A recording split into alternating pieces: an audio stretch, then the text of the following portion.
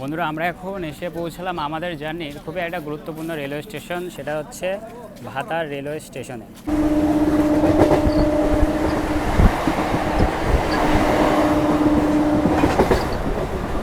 আর এই করজনা গ্রাম থেকে কিন্তু টিটি উঠলো ট্রেনে।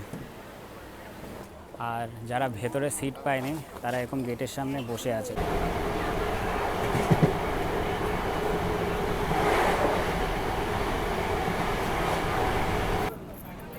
ও বাবা, মাসি এই বগি থেকে নেমে আবার সামনের বগিতে যাচ্ছে।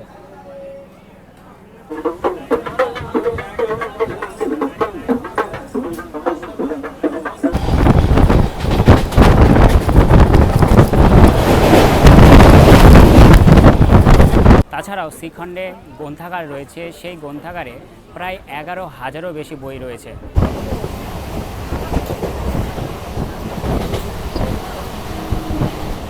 আর গোলচর হলটি বেসিক্যালি বিখ্যাত হচ্ছে ক্ষীর গ্রামের যোগ্যদ সতীপীঠ।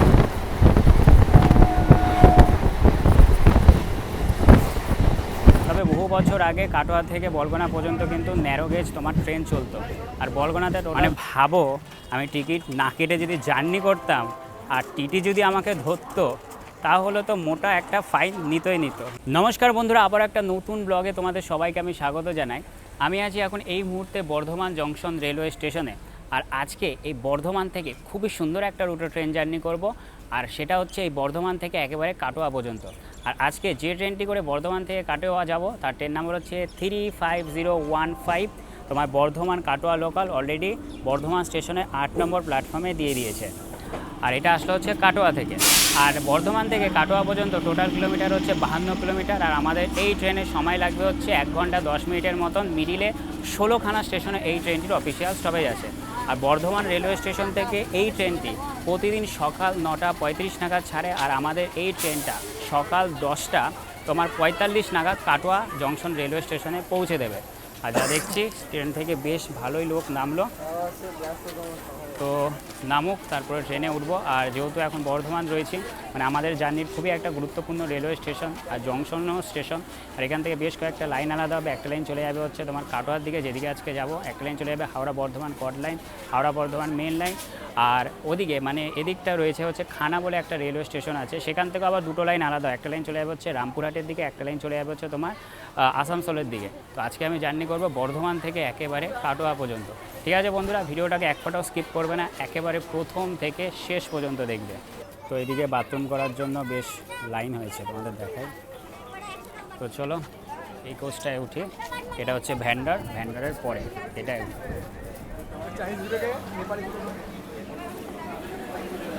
তো উঠে যাই।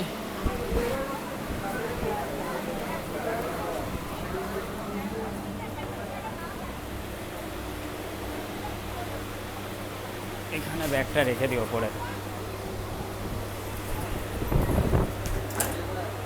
রেখে দিলাম।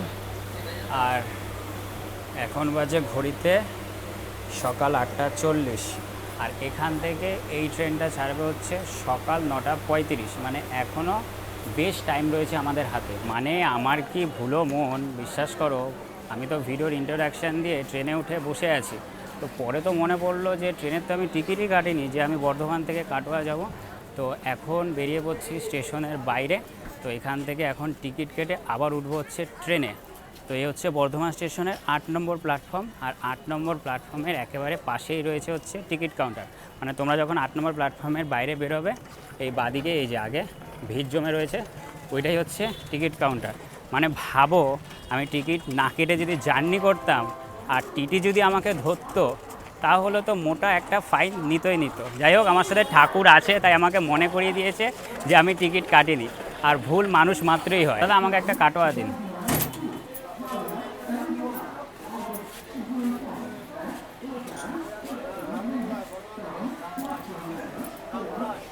৳5 দাও। ৳5 থাকলে তো আমি এত করতাম না, ওখানে কি ঝরকাটা এমনি করেছি। তো একটা টিকিট কেটে নিলাম। আর বর্ধমান থেকে কাটোয়া পর্যন্ত ভাড়া পড়লো হচ্ছে 15 টাকা। চলো এগোচ্ছে উঠে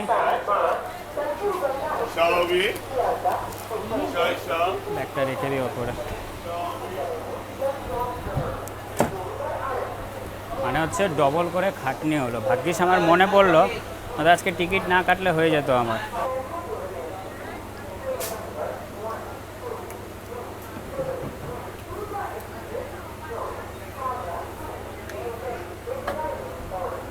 চলো একেবারে অন টাইম 9:35 আমাদের কাটোয়া লোকাল বর্ধমান স্টেশনে 8 নম্বর প্ল্যাটফর্ম থেকে ছেড়ে দিল। আর এই ট্রেনটির ফার্স্ট স্টপেজ হচ্ছে তোমার কামনাড়া। আর এই বর্ধমান স্টেশন থেকে আমাদের কোচ অলমোস্ট প্যাক হয়ে গেছে, দেখো দেখি। তো আমরা এখন ডিপার্চার করছি বর্ধমান জংশন রেলওয়ে স্টেশন। আর ওপরে রয়েছে বর্ধমানের বিখ্যাত কেবল ব্রিজ। মানে বর্ধমান স্টেশন আসলে এই কেবল ব্রিজটা দেখলে কিন্তু বোঝা যায় যে আমরা বর্ধমান স্টেশনে চলে এসেছি।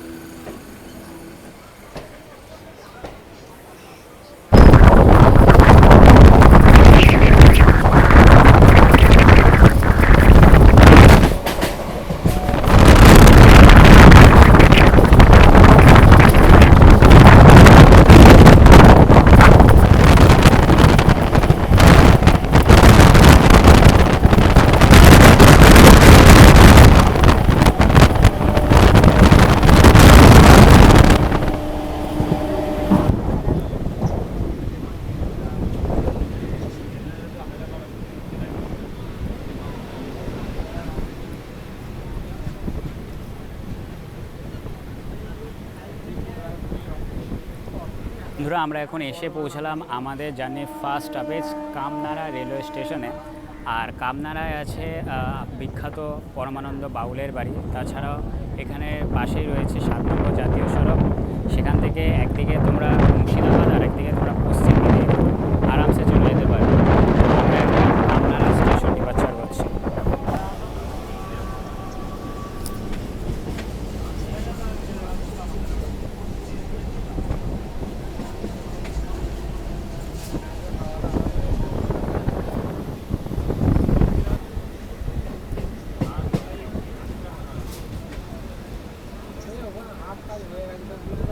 তো এটা হচ্ছে খেতিয়া রেলওয়ে স্টেশন। আমি না ওই গেটে ছিলাম, ভাবলাম হট করে ট্রেনটা দাঁড়ালো কেন। যাই হোক, খেতিয়াতে টোটাল একখানাই প্ল্যাটফর্ম আছে। আর খেতিয়া হচ্ছে পূর্ব বর্ধমান জেলায় অবস্থিত একটা রেলওয়ে স্টেশন। আর এর চারপাশে রয়েছে তোমার ধানের জমি, এমনকি প্রকৃতিতে মোড়া।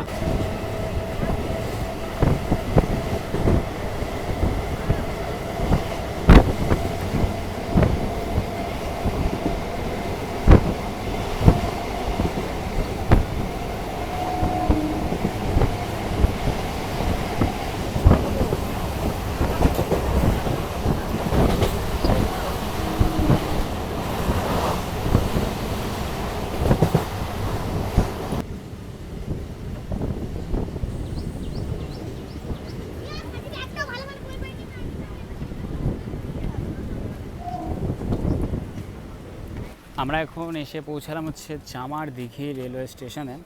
আর টোটাল একটাই প্ল্যাটফর্ম আছে। আর এর আগেরবার যখন এই লাইনে জার্নি করেছিলাম কাটোয়া থেকে বর্ধমান পর্যন্ত, তখন এই স্টেশনটা অতটা মানে এত ভালো ছিল না। এখন যেহেতু দেখছি মেরামত করছে। ও বাবা, সামনে এখনও লোক উঠছে, অন হয়ে গেছে। তো আমাদের ট্রেনটা ছেড়ে দিল হচ্ছে চামারদিঘি রেলওয়ে স্টেশন থেকে। আর স্টেশনে কাজ চলছে এখন। বেশ ভালো লাগছে এরকম স্টেশনে কাজ দেখে, তার কারণ উচিত ছিল। এ দেখো জলেরও কল লাগিয়েছে।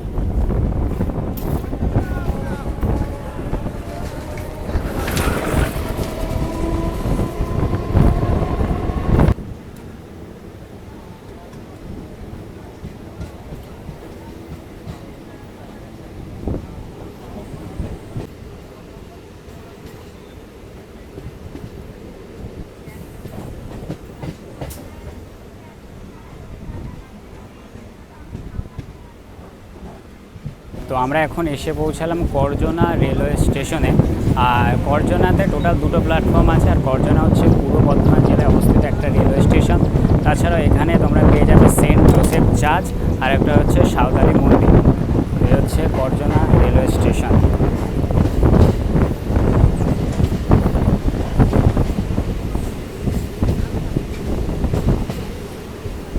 একটু আগে আমাদের ট্রেনটা করজনা রেলওয়ে স্টেশন ছেড়ে আসলো।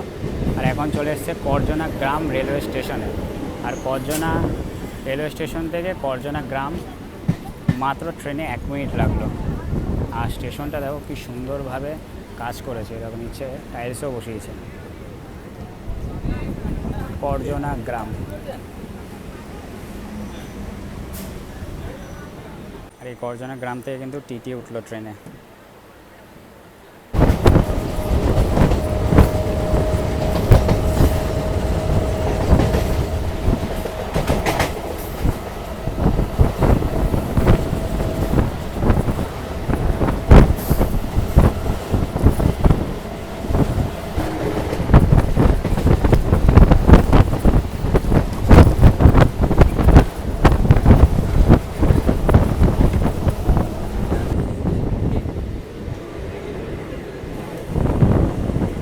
আমার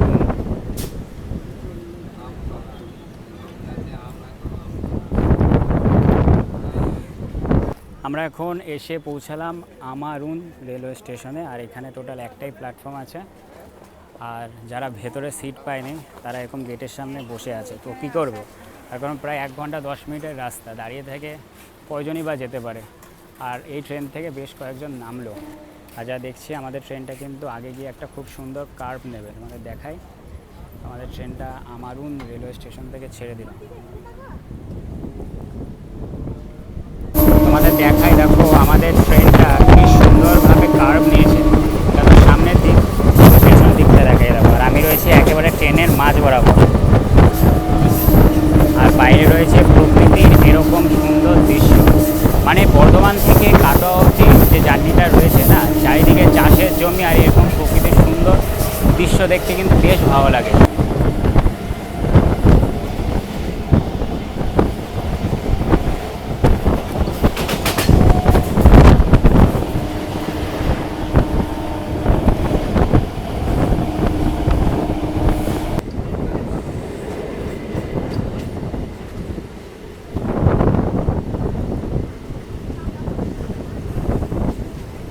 বাবা, ভাতার থেকে তো বহু লোক উঠবে আমাদের এই ট্রেনে।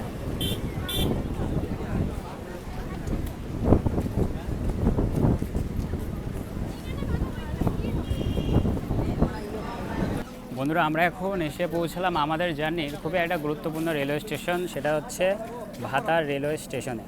তাছাড়াও ভাতার স্টেশনটা এই কারণে গুরুত্বপূর্ণ, তার কারণ 26-11 এই ভাতার থেকে এত লোক উঠলো, মানে গেটে দাঁড়িয়ে আর ভিডিও করা যাচ্ছে না। তো ছেড়ে দিল আমাদের ট্রেনটি ভাতার রেলওয়ে স্টেশন থেকে। আর ভাতার স্টেশনটা এই কারণে ইম্পর্টেন্ট, যেটা বলছিলাম যে 26-11 মুম্বাই অপারেশনে দ্বিতীয় কমান্ডিং অফিসার সঞ্জীব কুমার রায়ের বাড়ি কিন্তু এখানে। এই হচ্ছে ভাতার রেলওয়ে স্টেশন। আর ভাতার থেকে ভিডিওটা কারা কারা দেখছে অবশ্যই কমেন্টে জানাবে।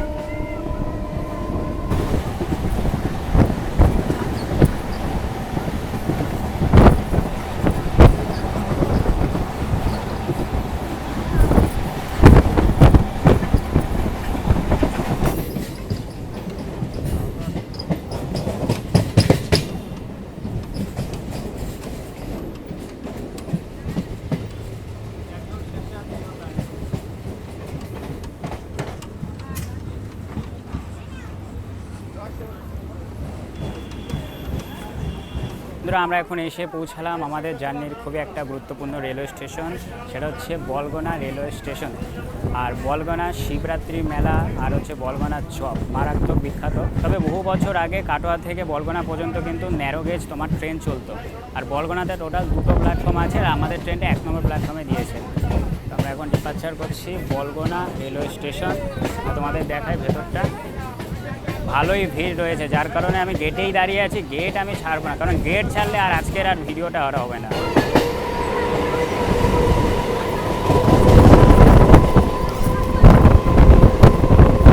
এ দেখো মাঠে গরু কি সুন্দর ঘাস খাচ্ছে, ওদিকে ছাগলও রয়েছে। যেটা বললাম, গ্রাম বাংলার প্রকৃতি কিন্তু খুঁজে পাওয়া যায় এই কাটোয়া থেকে বর্ধমান পর্যন্ত।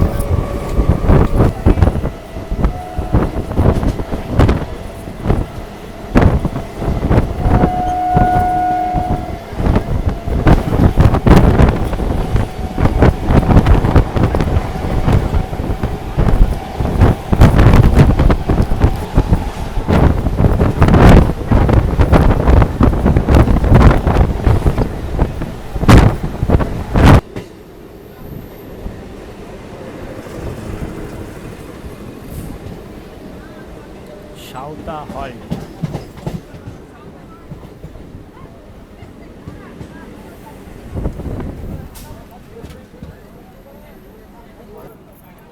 ও বাবা, মাসি এই বগি থেকে নেমে আবার সামনের বগিতে যাচ্ছে।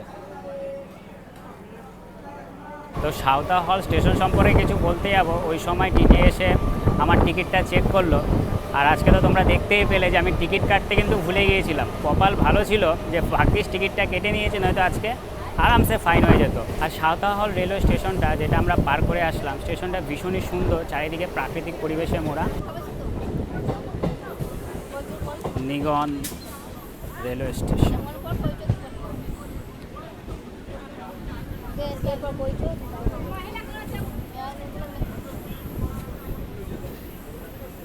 আমরা এখন এসে পৌঁছালাম নিগন রেলওয়ে স্টেশনে। আর নিগনে আছে হচ্ছে বিখ্যাত শিব মন্দির। আর প্রতি বছর চৈত্র মাসে শিব গাজনের সময় কাটোয়া গঙ্গার ঘাট থেকে বহু লোক কিন্তু জল নিয়ে এসে এই নিগনের শিব মন্দিরে সেই বাবার মাথায় জল ঢালে। আর এই হচ্ছে নিগনের রেলগেট। টিকিট কিন্তু চেক হচ্ছে ওই জায়গায়, মানে বর্ধমান থেকে কাটোয়া বা কাটোয়া থেকে বর্ধমান লাইনে যদি টিকিট না কাটো না, ফাইন হবেই হবে।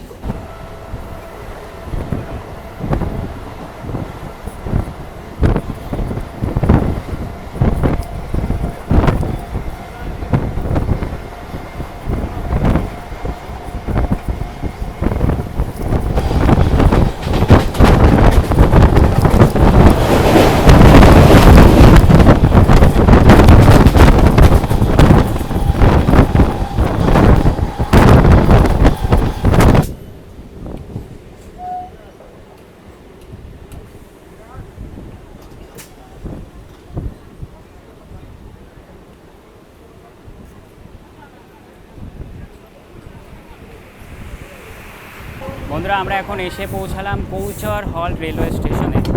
আর কৌচর হলটি বেসিক্যালি বিখ্যাত হচ্ছে ধীর গ্রামের যোগপদ সতীপীঠ।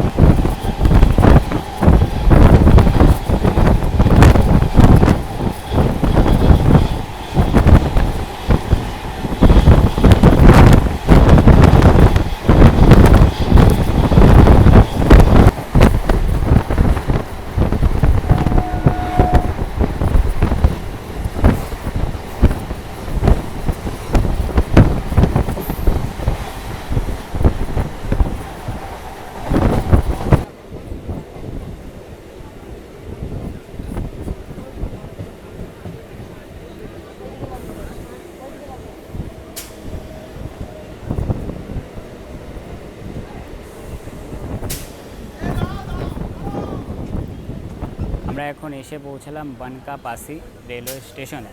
আর এখানে টোটাল 3টে প্ল্যাটফর্ম আছে। আর বনগাঁপাসিতে বিখ্যাত হচ্ছে পালবাড়ির দুর্গাপূজা। মানে পূর্ব বর্ধমানে যত কটা দুর্গাপূজা হয় তার মধ্যে কিন্তু অন্যতম হচ্ছে এই পালবাড়ির দুর্গাপূজা। আর প্ল্যাটফর্মটা পড়েছে হচ্ছে ওদিকে 2-এ। আর এখানে নিচে রয়েছে হচ্ছে বনগাঁপাসির টোটো স্ট্যান্ড। এখান থেকে হয়তো আশেপাশে যে গ্রাম আছে সেখানে যাওয়া যায়।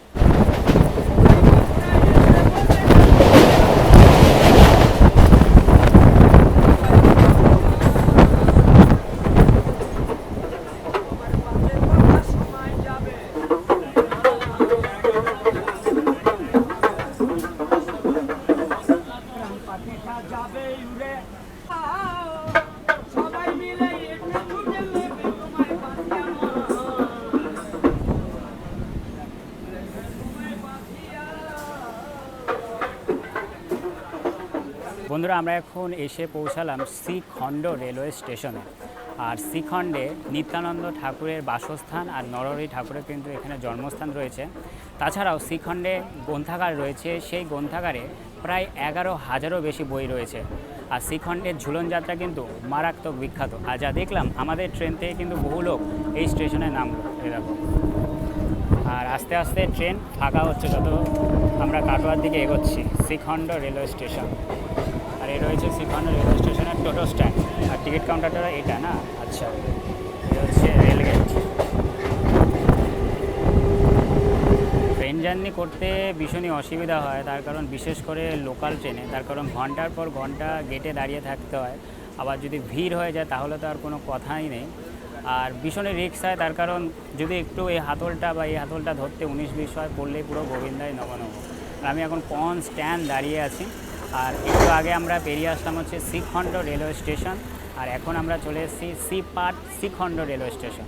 এই দেখো, বেশিক্ষণ লাগলো না, মাত্র 1 মিনিট লাগলো ট্রেনে। এটা হচ্ছে সিপাট শ্রীখণ্ড রেলওয়ে স্টেশন। তো আমাদের ট্রেনটা সিপাট শ্রীখণ্ড রেলওয়ে স্টেশন থেকে ছেড়ে দিল, আর এই ট্রেনটি পরবর্তী স্টপেজ হচ্ছে কাটোয়া জংশন। তো চলো, কাটোয়া যেহেতু ঢুকছে, ব্যাগটা নিয়ে নিই। দেখি দাদা একটু সাইড দাও। ট্রেন মোটামুটি ফাঁকাই হয়ে গেছে। দেখি দাদা, ব্যাগটা এখানে রেখেছিলাম। আরে বাবা,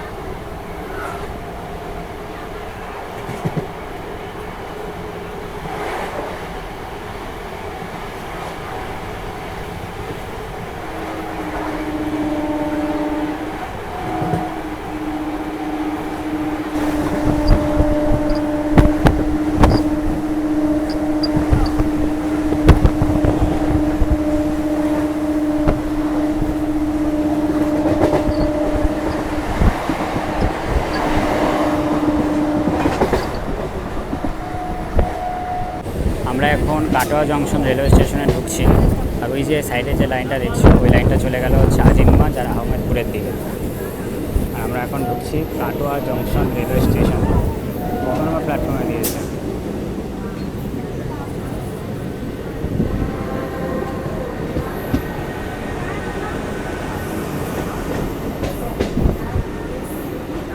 ছয় নম্বর প্ল্যাটফর্মে দিয়েছে।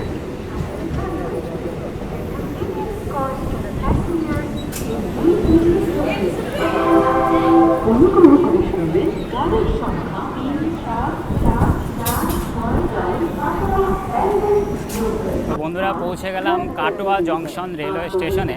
আর এখানে আমাদের এই ট্রেনটা পৌঁছানোর সময় ছিল হচ্ছে সকাল 10:45। একেবারে অন টাইমে আমাদের পৌঁছে দিয়েছে। আর এখন ট্রেন থেকে লোক নামছে। আর আমাদের দিয়েছে কাটোয়া স্টেশনে 6 নম্বর প্ল্যাটফর্মে। এটা বাবার পাইপও উঠিয়েছে। আর কাটোয়া যেহেতু জংশন, তো এখান থেকে লাইন আলাদা হবে। একটা লাইন চলে যাবে বর্ধমানের দিকে, যেদিক থেকে আজকে আমরা জার্নি করে আসলাম। একটা লাইন চলে যাবে আহমেদপুরের দিকে, একটা লাইন চলে যাবে আজিমগঞ্জের দিকে।